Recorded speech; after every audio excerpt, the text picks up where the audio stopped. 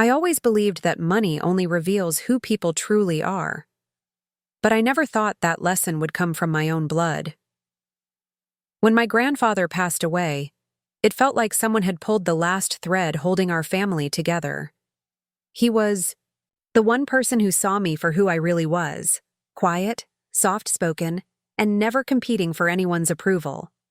He used to tell me, "Evelyn, character is the only fortune that lasts."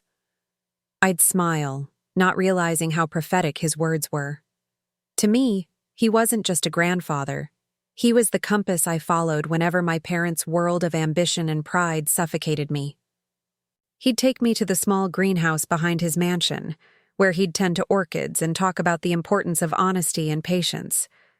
I never imagined those afternoons would become my only refuge once he was gone. His funeral was elegant and sterile, more like a social event than a goodbye. Everyone dressed in black, their grief rehearsed, their smiles faintly painted on.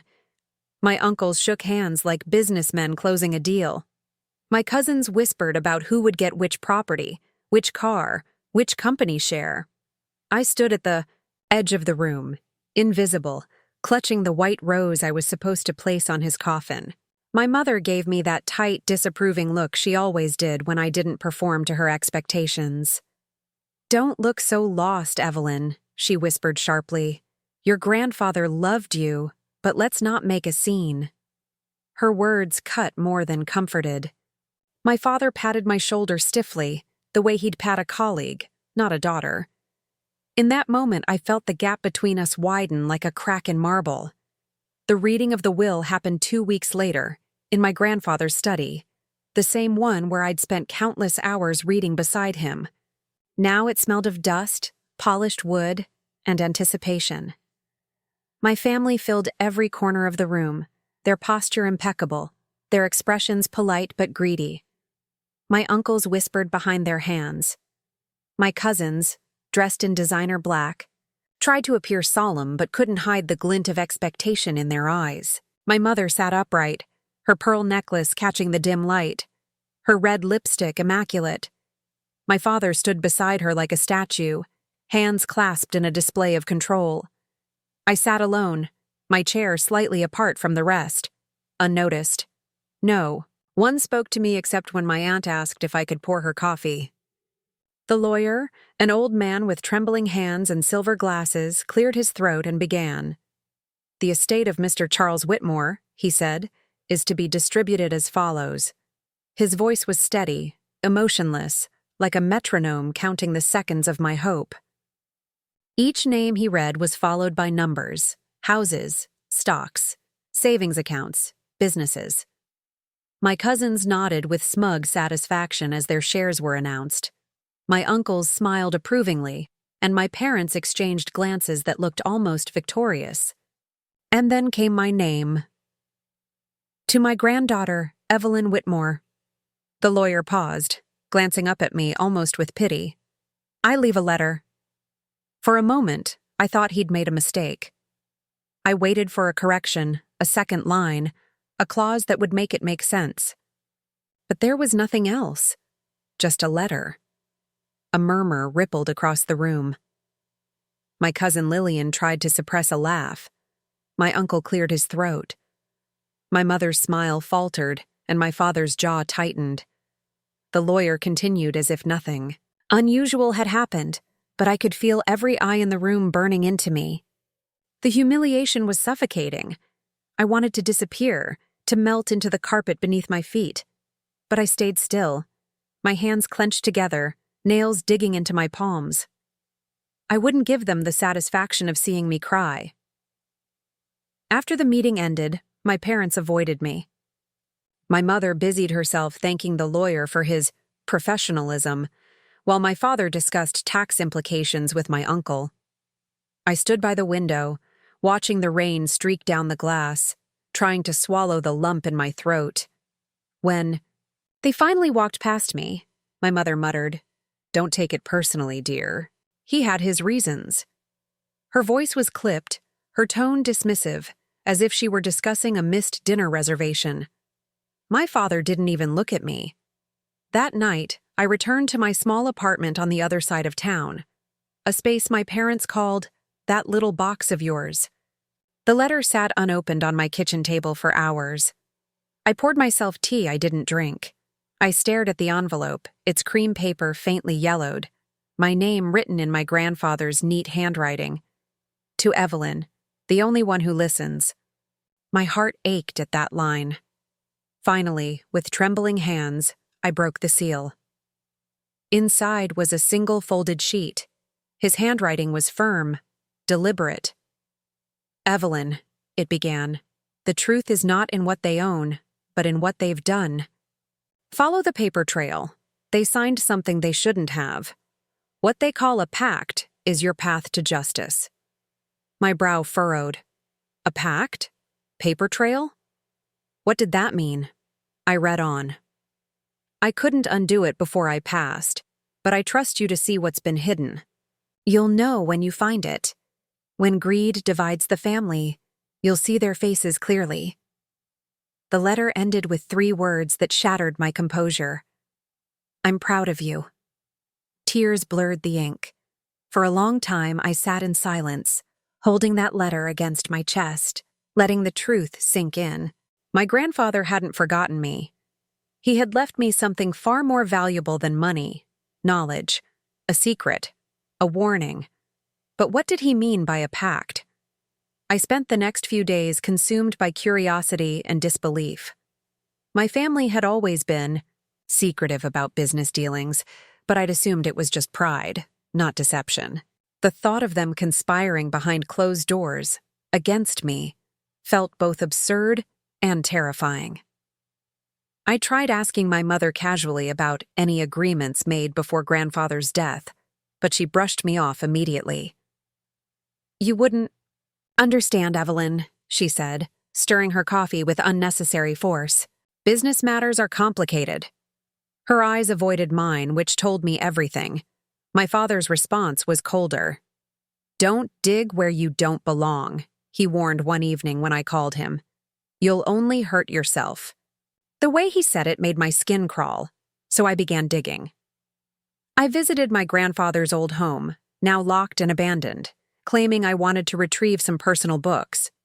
The caretaker, a kind man named Lewis, recognized me instantly and let me in without hesitation. He talked about you all the time, Lewis said softly as he handed me the keys. Said you had the same heart he once did.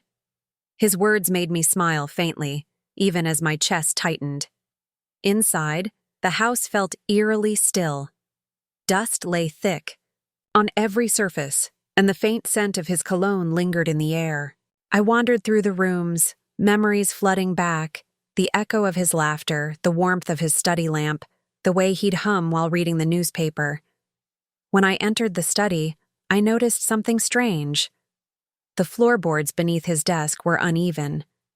Kneeling, I pried one open and found a small metal box covered in dust. My pulse quickened. I lifted it carefully onto the desk. It was locked, but I remembered how my grandfather loved old-fashioned puzzles. I searched the drawers until I found a brass key taped under the drawer's lining. With shaking hands, I turned the key. Inside were papers, legal documents, copies of bank transfers, and what looked like partnership agreements. Some pages had signatures, my father's, my uncle's, and my mother's. My stomach dropped. Each page was marked, Family Holdings Agreement. My heart pounded as I flipped through them. There were terms about redistributing assets, clauses excluding certain non-beneficiaries, and one phrase that made my blood run cold. Dependents of dissenting parties shall be excluded from the estate. I didn't fully understand it, but one thing was clear. Someone had deliberately ensured I received nothing. The betrayal stung more than any financial loss could. They hadn't just forgotten me. They'd erased me. That night, I couldn't sleep. I sat by my window, watching the city lights blur into tears. The people I'd grown up loving, trusting, calling family, they had schemed behind my back. The letter from my grandfather now made sense. He'd discovered their secret, and he'd left me the only clue he could. As I reread his words under the dim light, I whispered them aloud. Follow the paper trail. They signed something they shouldn't have. The box on my table felt heavier than gold. I realized then that I was holding evidence, proof of a secret pact that divided not just a fortune, but hearts. For days, I wrestled with disbelief and anger. My friends tried to comfort me, but I couldn't tell them everything. This was family, and even in betrayal, some loyalties feel unbreakable. Yet something had changed in me. The quiet, obedient girl they'd dismissed at that will reading was gone. My grandfather's letter wasn't just a farewell, it was a call to action. I looked at his handwriting one last time before placing the letter back into the envelope. When greed divides the family, you'll see their faces clearly. He was right. I had seen them, and now I would make sure the world saw them too. And that was the night it began. The moment the inheritance I never received turned into something far greater. The truth I was meant to uncover. After discovering my family's betrayal, I couldn't look at any of them the same way again. Every memory felt tainted, every family dinner, every forced smile, every "I'm proud of you" that now sounded like an echo of manipulation. For days I barely slept. My grandfather's letter lay on my bedside table, its edges soft from how often I held it, rereading every line as if another hidden meaning might reveal itself. Follow the paper trail. They signed something they shouldn't have. Those words gnawed at me like a whisper in the dark. The documents I found in his study, the family holdings agreement, were just the surface. I needed more, something irrefutable. So I began my quiet investigation. During the day, I played the obedient daughter, replying to my mother's shallow texts about family unity. But at night, I became someone else entirely. I turned into the version of myself my grandfather always believed I could be: resilient, curious, fearless. The first lead came from the accounting firm that handled my grandfather's finances. I made an appointment pretending to finalize inheritance-related paperwork. The receptionist barely glanced up when I gave my name, but when I mentioned Charles Whitmore, the mood shifted. The accountant assigned to the estate, Mr. Harris, was an older man with weary eyes and trembling hands. When I explained who I was, he hesitated before speaking. "You're Evelyn?" he asked softly, as if confirming a rumor. "Your grandfather spoke highly of you." His tone carried something else: pity. I told him I needed to understand why I was excluded from the inheritance. His sigh seemed to carry years of buried guilt. "Miss Whitmore," he began carefully, "your grandfather tried to reverse certain legal arrangements, but he fell ill before he could act. Your parents and uncles, they created something he called the Pact. It was signed behind closed doors. He suspected foul play but didn't have enough evidence." He paused, lowering his voice. "He wanted to protect you. That's why he left you that letter." My throat tightened. "Do you have copies?" I asked. Harris nodded slowly. "Not here. But I can get them. You didn't hear this from me." That phrase, spoken like a confession, lit a spark inside me. A week later, a plain envelope arrived at my apartment, slipped under my door without a return address. Inside were photocopies, bank transfers, shell company registrations, and meeting transcripts. Each document painted a clearer picture. They had forged my grandfather's declining health as justification to restructure the family estate. They'd shifted ownership of properties and assets into trusts managed by themselves, ensuring that any uncooperative heirs would be cut out. It was corruption dressed as legality. The worst part wasn't the theft. It was that every signature on those papers belonged to people I once loved. My father's looping initials, my mother's neat handwriting beside his, and my uncle's careless scrawl. I felt sick. They hadn't just taken money. They had taken my grandfather's legacy and twisted it into something ugly. For nights, I sat surrounded by papers, connecting dots with red string across my living room wall like a detective unraveling a crime scene. Each revelation burned deeper. I discovered that a month before my grandfather's death, The family met privately at a law office under the pretext of updating business continuity plans. In that meeting, they signed the family holdings agreement that declared all assets would be redistributed equally among signatories, excluding dependents of dissenting parties. I was the dissenting party. I hadn't even known I was dissenting, but apparently, my loyalty to my grandfather, my refusal to side with them when they pressured him to sell parts of his company, was reason enough. My name wasn't omitted by accident. It was erased with intent. I remembered how during those last months my mother kept me from visiting him. "He's resting," she'd say. "He doesn't need stress." But now I saw it for what it was: isolation. They'd locked him away to ensure he couldn't change his will. The truth hit me so hard I had to grip the table to stay upright. They had killed his peace long before death took his body. Fueled by grief and anger, I confronted my mother one evening. I went to their house unannounced, my pulse pounding. She opened the door, surprise flickering in her eyes before she masked it with her usual elegance. "Evelyn," she said, her voice cool, "to what do we owe this visit?" I held up the documents, my hand trembling. "Tell me these aren't real," I said. She stared for a long moment before giving a small, humorless laugh. "You've been digging." Her tone was dismissive, almost proud. "You think you've uncovered some grand conspiracy?" "It's not a conspiracy when you sign your own name," I snapped. Her expression hardened. "You have no idea how business works. Your grandfather was losing his mind, Evelyn. He wanted to give everything away, to charity, to strangers, even to you, who've done nothing for this family. We had to protect what was ours. By lying. By isolating him? I demanded. By cutting me out completely? She slammed her glass down on the counter, eyes flashing. You don't deserve anything.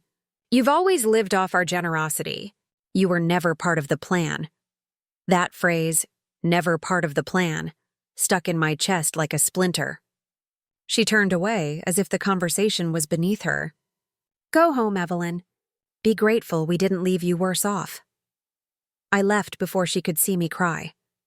That night, I sat in my car for hours outside their gate, tears mixing with anger, the weight of betrayal pressing on my chest like stone. For years, I'd believed I wasn't enough. Too quiet, too soft, too different from them. But now I have realized my difference was my strength. They thrived in shadows. I wasn't afraid of the light. I decided then that I wouldn't let their version of the story stand. I wasn't after revenge for wealth. I wanted truth. If I had to expose their corruption to the world, I would. My grandfather's words echoed in my mind. When greed divides the family, you'll see their faces clearly. I saw them now, and I knew exactly what I had to do. The following days were a blur of research. I dug into property records, tax filings, and corporate registrations. Each clue led to another.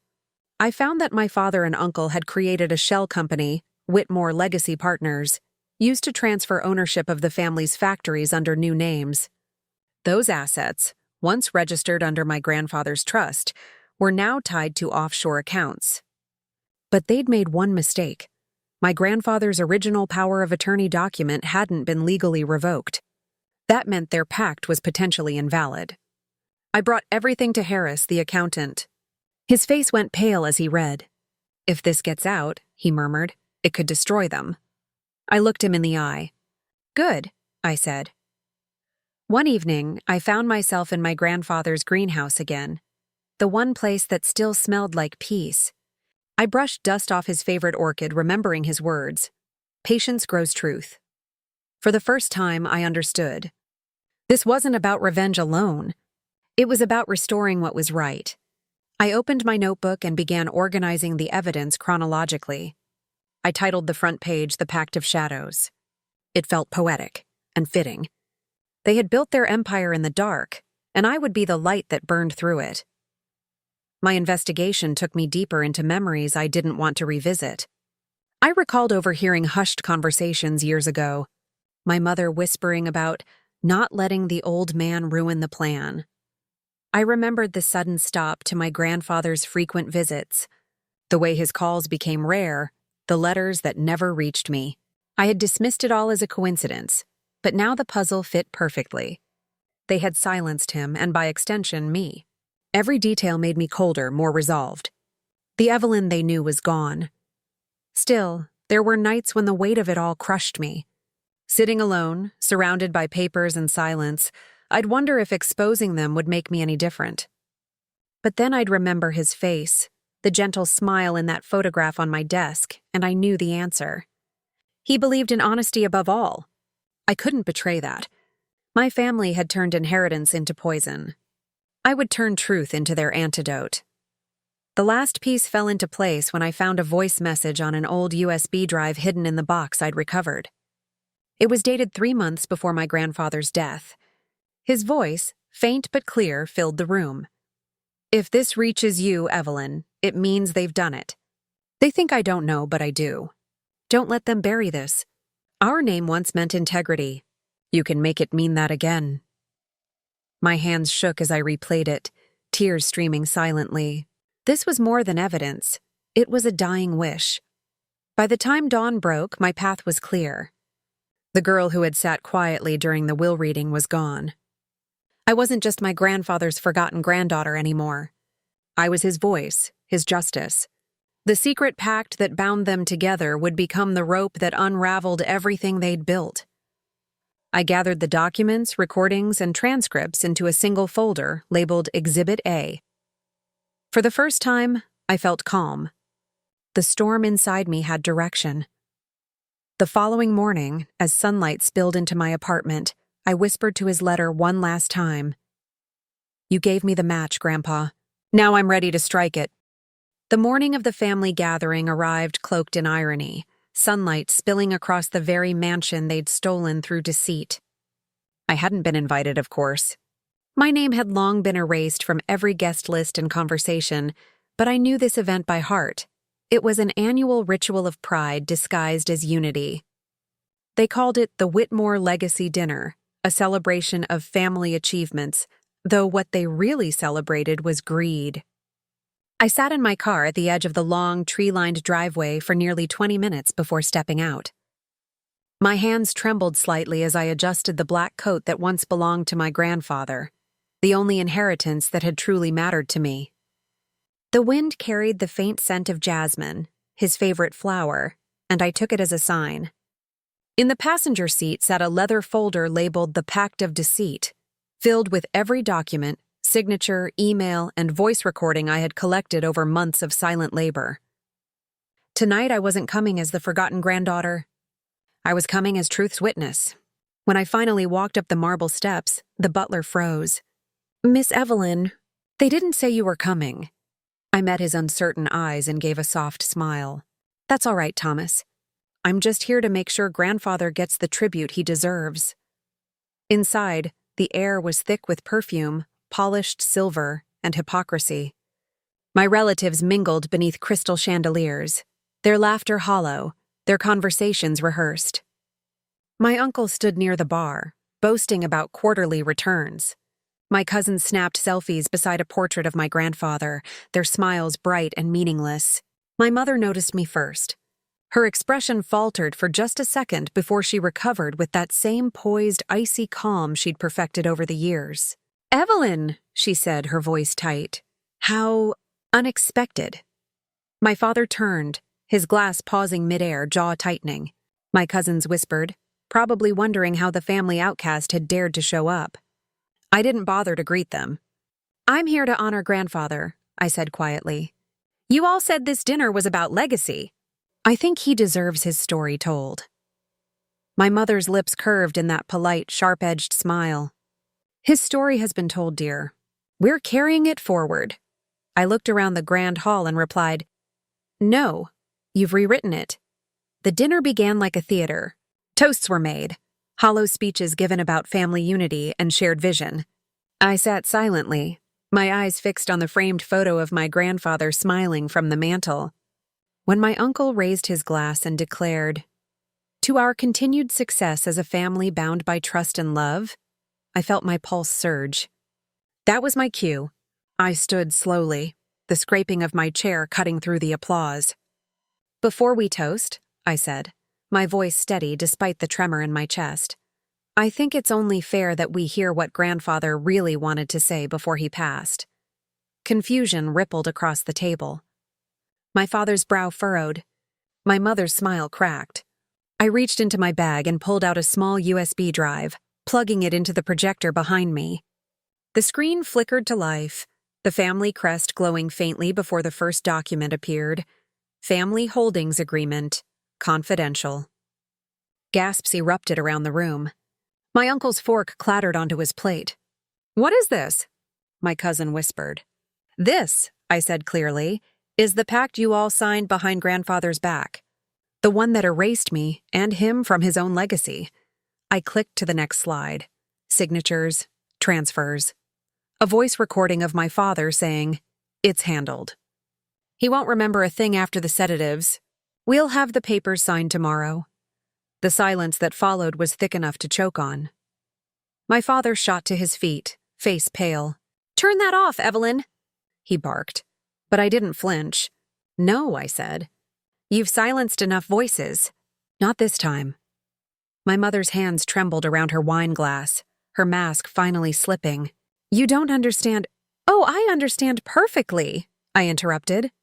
"You lied, manipulated, and called it business. You took advantage of a dying man's trust and called it strategy. You stole from your own blood and called it legacy."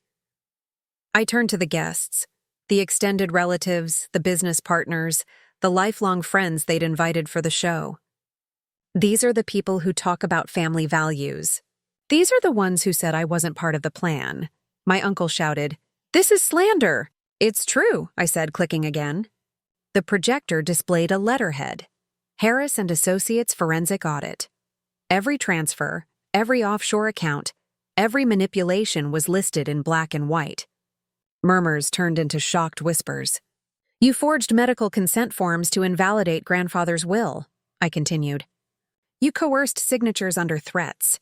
And you left me nothing because I was the only one who refused to lie." My mother rose slowly, her face ghostly pale. "Evelyn, please," she whispered, "don't do this. You'll destroy everything." I met her eyes. "No, Mother. You already did." Then I clicked to the final slide. A waveform. "Grandfather's last message." The speakers crackled, and his voice filled the room, fragile yet resolute. "If you're hearing this," he said softly, "it means they chose greed over love. I only hope one of you still remembers what family means." My throat tightened as tears blurred the room. The recording ended, and for a long, suspended moment, no one moved. My father's eyes darted toward the door. My uncle cursed under his breath. My cousins sat frozen, their perfect images collapsing. I felt tears roll down my cheeks, not of pain, but of release. "This is what legacy means," I whispered. "Not what you own. What you stand for." Then I shut the laptop, the sound echoing like a gavel. The room erupted. My uncle shouted accusations.